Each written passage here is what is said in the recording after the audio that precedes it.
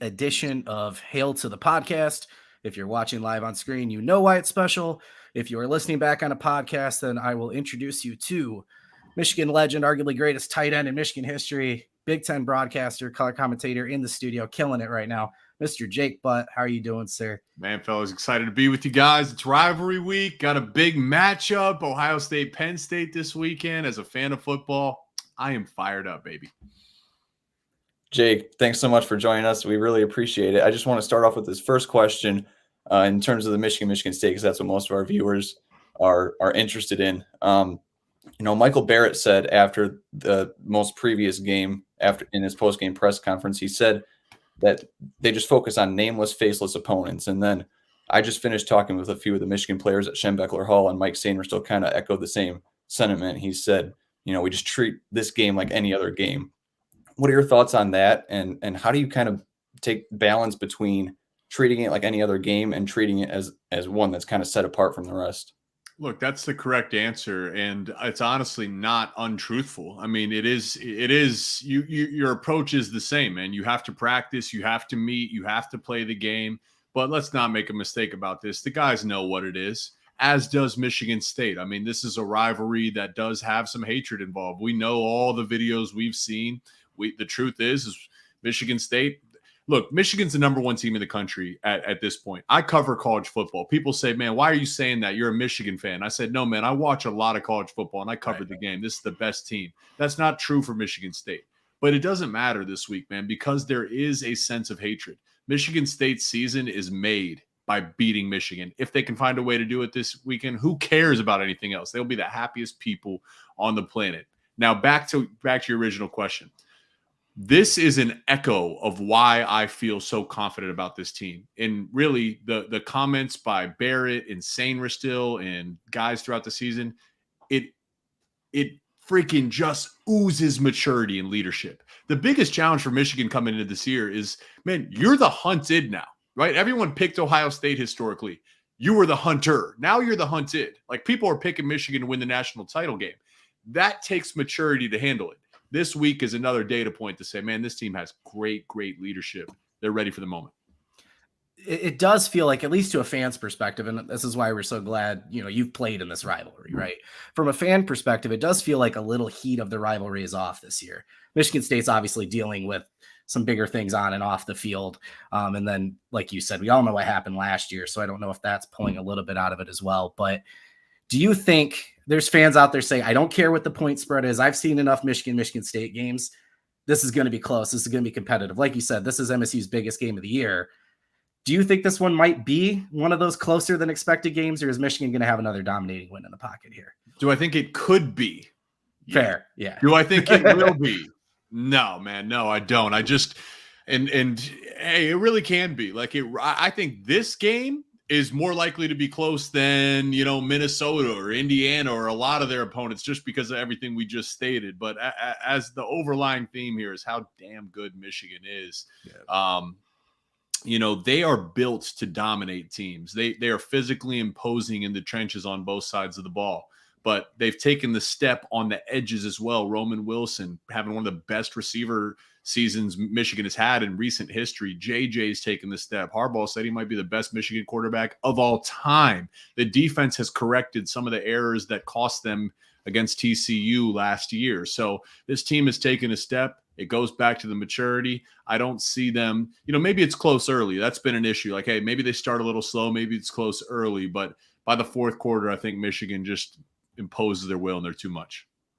Talking about maturity, a lot of the players have, talked about how they're really not focused on what happened last year after the game in the tunnel. And, they're just focused on taking care of business, getting into East Lansing, getting a win and getting out. Do you think at some level it's still in the back of their minds and they kind of are thinking about it and going in there thinking about it, but they're not really letting that on?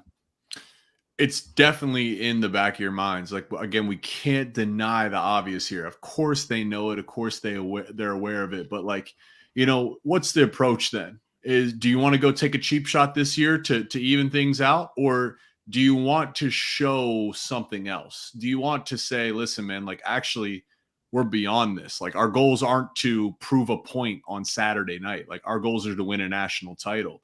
Like, that statement is even stronger, right? Like that statement is like, hey man, you're the nameless, faceless opponent. You're next in line. I've equated this Michigan team to like, they're like a semi truck. You ever seen those guys just driving 85 miles an hour down the highway? Like the inertia as they're going, just raw power, right? If that semi truck hits a freaking Civic, that thing's crushed and the semi truck is going on like this. They are full speed ahead. Like you can't put your foot on the brakes to worry about, some road rage. Like you gotta keep going forward.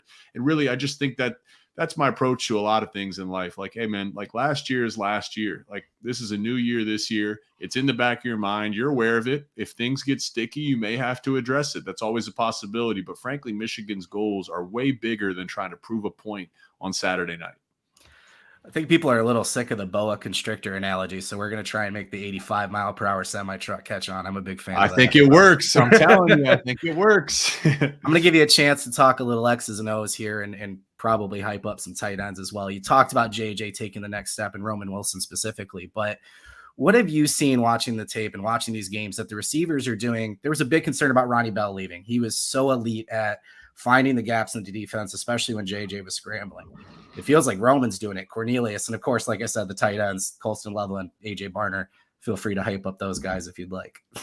Well, I want to give them credit because I actually think Michigan receivers have been capable in the past. I really do. I mean, I think Michigan's actually – the receivers have been underrated based on the production they've put out. Fair. And I think really what the testament is this year is it's year 2 of Sharon Moore's offensive play calling. And, you go back to the TCU, you go back to the team last year, you go back to the team the last 2 years. I think Coach Harbaugh was perfectly happy just running the ball 40 times a game, and they felt that they could win a Big Ten title doing that. And then they met TCU, a game where they expected to be able to run the football, and they couldn't. And I think what that was a lesson to say, hey, guys, we love JJ. We feel he's capable. We like Roman, Cornelius, Colston, AJ, whoever it is. They like the receivers. But you have to communicate that to those groups and to JJ by letting them prove that on tape. So even though up until this point, JJ has not needed to throw the ball more than 10 times a game. Michigan would win. Michigan would be undefeated right now if JJ never threw the ball once. That's how good this team is. I really believe that. But that's not the point, because you're putting little deposits in the bank that you're going to have to draw on when you play Michigan State, Penn State. I'll even throw Maryland in there, Ohio State, Big Ten championship, college football playoff. So what you're really seeing is this group is stepping up, absolutely. But they're getting more opportunity, and they're making the most of that opportunity as well. So it's a circular thing. It's all dependent on each other. You talked a little bit about the offense. Now I want to give you a chance to talk about the defense. They've been a little bit prone to giving up a big play or two week to week. And even last week against Indiana, the one big play they gave up was on a trick play. Do you think Michigan State on some level might just go into this game kind of realizing they don't have a great shot, so they might just kind of try and implement a whole bunch of trick plays to kind of catch Michigan off guard? That's how Michigan State is anyways. That's how Michigan State wins their games, man. Is seriously. I mean, seriously, that blocked punt in 2015, they didn't have that installed. They drew that up on the sideline. They drew that play on the sideline. Like, remember that I forget who they were playing. They run a fake field goal to win the game. Right? Notre Dame, right? Yeah. Yeah. I mean, even like that, this is just what Michigan State does. Like, they draw up trick plays. So you have to be ready for that, man. If Michigan State wants to win this game, they're not going to line up and win this game just going toe to toe with Michigan. You have to run some trick plays probably early in the game to keep this thing close. In order to have an upset, that starts early in the game. Michigan State's not going to come back. You have to build some confidence in your team. So yeah, you got to expect trick plays. What do trick plays test more than anything? Like what about a flea flicker? Why does a flea flicker succeed? What do you hear Bill Belichick say all the time? Do your job. If a flea flicker succeeds, it's because the corners that are supposed to be in man coverage say, oh, I want to get in on the tackle, and they come down. Or the safeties that are supposed to have half field coverage, they say, I want to get on the tackle. And then once they do that, that's when the flea flicker works. So the way to prevent a trick play from working is by staying in your lane. And the good thing is the Michigan secondary, they trust that front seven. They don't need to do anything special. man, Chris Jenkins and Mason Graham and Junior Colson, and you could go across the list, Braden McGray, you name it. What do you mean you want to make a tackle? Let those guys make the tackle. I saw a stat going into last week. I don't think Michigan has a single player in the top 35 in terms of individual tackles in the entire conference. I could be completely wrong. I heard this from somebody. It sounds right. But it makes sense because really what it's saying is, one, they're blowing teams out so guys aren't in there. And two, it's a complementary no-star defense. We've been hearing that for a few years. Everyone just trusts one another to do their job. And 1 week, Mikey Sainristil or Junior Colson steps up and, whoever, Chris Jenkins, whatever it might be. It's a new guy every week. There's no egos on that defense. You talked about Michigan State and building confidence. Through 3 quarters and a couple minutes last week, it looked like they were doing that. They've installed new quarterback Kaiten Hauser, and then 5 minutes and bad special teams plays, they end up losing that game to Rutgers. What did you see in that game, or what do you think with Hauser now at quarterback? Is this going to have a different vibe for Michigan State this week, aside from the rivalry part of it, just them making that change and moving? Did they learn something against Rutgers, or losing that way? Did that maybe derail any confidence they built by putting in the new QB? I think the funny thing is, man, and I'll answer both your questions. So, the tough thing is when you're struggling as a program, boy, can you use a win. Like, boy, do you need a win. And you feel that going into the fourth quarter, like, man, did we need this one, guys? Like, man, did we need this win? And then you lose. Like, you're kind of building it up, and then you lose. And that's extremely deflating, man. Emotions are a big part of football. That hurts. So that's a frustrating win. But maybe there is a grain of salt where you put Hauser and you have him starting. He did some nice things on tape. I think he's done enough and earned the right to be their starting quarterback. And even Noah Kim, like, he did some nice things and also did some poor things. Even go back to the Maryland game, like Michigan State, it's like this wide range of football where, like, sometimes you're like, hey, it's a pretty good team. Like, they're doing some nice things. They're solid. Like, they're not going to roll over. And then there'll be gaps where you're like, what is this team doing? This is horrendous. And that's what you saw in the fourth quarter.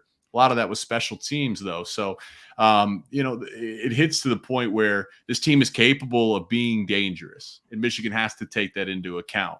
And if you are prepared for that over 4 quarters, you expect Michigan State to make mistakes. And then as Michigan, you can capitalize on that. Jake, if this game on Saturday goes how we all think it will probably go, Michigan's going to be 2/3 of the way through its season, and they're not going to really have played in a close game. I know you were never really on a Michigan team that was as dominant as maybe this year's. 2016 may have been close, but I mean, this year's team is really good. What is the mindset of the team being 2/3 of the way through the regular season and into the bye week? They haven't played in a close game. Yeah, I want to give some credit, man. Hey, 2016 was a dominant team. So you're going to have to excuse Brock. He's a little young. He might not know how good you guys were. No, it's fair because listen, we didn't win anything. So, like, who the hell cares? Like, we didn't win. But when you look at the numbers, that team was loaded, bro. Yeah. On the defensive side of I called Penn State UMass last week, so I was talking to Don Brown, and we were talking about, man, we had 12 guys make all Big Ten honors. Yeah. All 11 starters, and then guys in the 2 deep. Dude, Chase Winovich was coming off the bench. Like, we had dudes that were, and Devin Bush barely played. Like, we were loaded, man. Loaded. Anyways, we didn't win anything. This team this year and the team last year and the guys the year before, they've won something. So it's about them. There is a challenge, man. There is a challenge to not being tested. The challenge is like, can you maintain aggression? Like, we talk about the word hate in this rivalry. Like, think about Tom Brady. He's the greatest quarterback of all time, right? Us 3 would all agree with that. All of our viewers would agree with that. And yet there he is in year 20, still talking about how he was a 6th round pick and he was overlooked, right? That's a beautiful thing in the game of football. So the challenge for the team is, even though you've been blowing teams out, can you maintain that fire? And frankly, this is where the TCU game actually plays in their favor. I do think this team has been playing this year like a team that knew they let an opportunity slip through their hands and lost to a team in the biggest moment that they should have never lost to. And every player says after the game, this won't happen again. Now it's become a thing. All the guys in playoffs, they sit there on the field and they watch the confetti and they get the pictures. Michigan did that, and then they did the things to back it up to show that they still do remember that. So that's the way I'm looking at this, at your question, Brock. All right, you got me hyped up, man. Let's Fired go. up too. I know you got to get going. I do want to give you one chance to talk about, it's going to be the biggest game in the nation on Saturday, and obviously huge in terms of the Big Ten East and who Michigan's going to be fighting for the Big Ten championship. Just your thoughts on Ohio State and Penn State. I know you talked about Manny Diaz and his defense, and you've talked about Kyle McCord a little bit as well, but just quick thoughts on how you think that game's going to play out over in Columbus this weekend. Well, I'd imagine, I know this is a Michigan podcast, so Michigan fans are most interested in Michigan State. That's a noon kickoff. So I know Michigan. Yeah. I know we're all watching that. If you're a fan, you love football and you're not parked on the couch watching that. Look, man, that's a national championship game. Let's give respect where it's due. That's a game that could, if you told me that was a national championship game, I would be parked in my chair, excited to watch. We have a national championship game here in the middle of the season.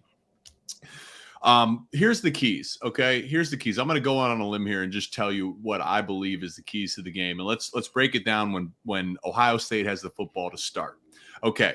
So Manny Diaz, these are the three best defenses in the country: Ohio State, Penn State, Michigan. Manny Diaz has a very distinct, identity on defense. He wants to bring the pressure, man. And you look at their structure, just turn on some of their tape.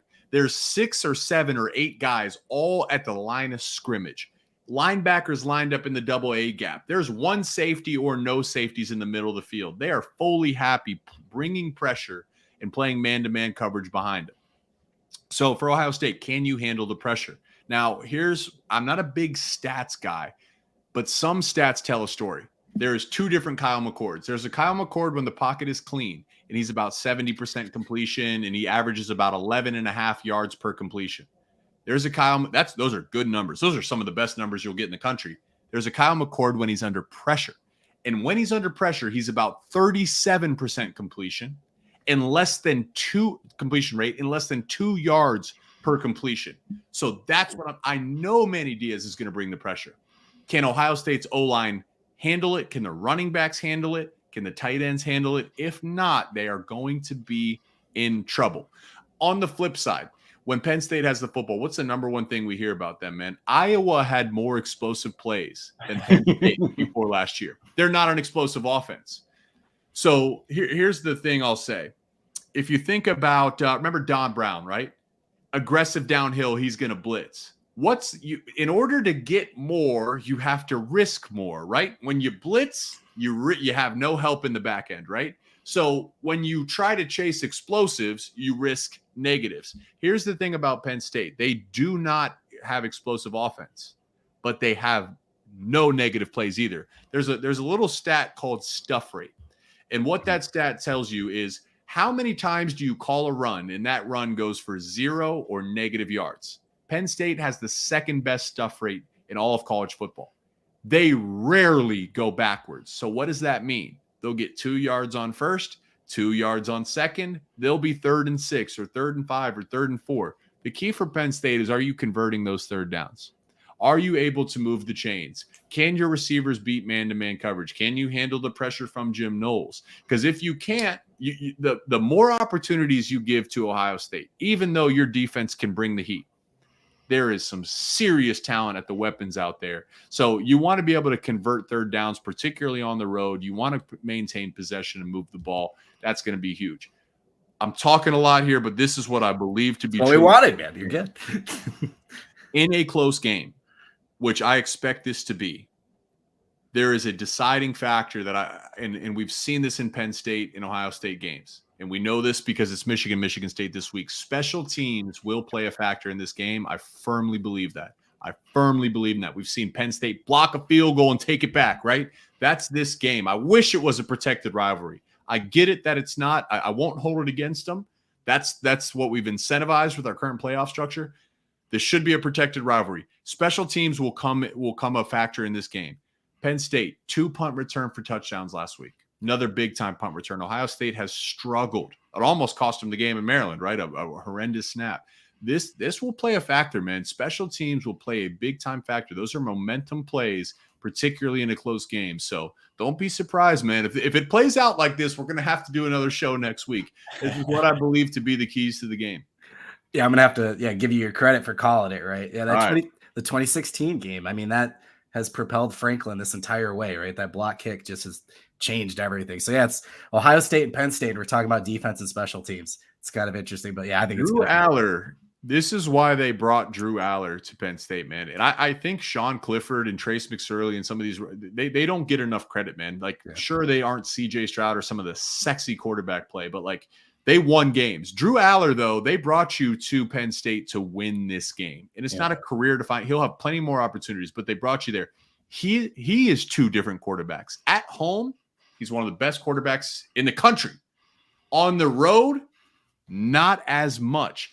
That trend cannot continue this week, man. He's going to have to play the best game of his career in Columbus. That environment's going to be rocking, man. I can't wait to watch.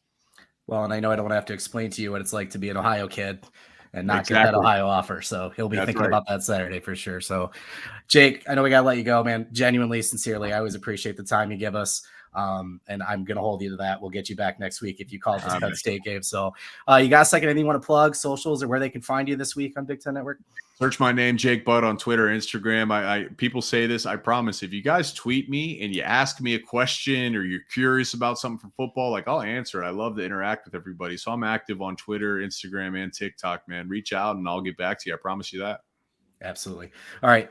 For Brock and myself here at Maize Blue Review, thank you again, Jake. And like I said, guys, make sure you follow along with him on his socials. He's not lying. He will interact with you. He will answer questions. So, Jake, thanks again. And I'm hoping we're seeing you next week talking about your incredible prediction. All right, fellas. I hope so too, man. All right, you guys take care. You too. See you later. Thanks, everyone. This has been Hail to the Podcast.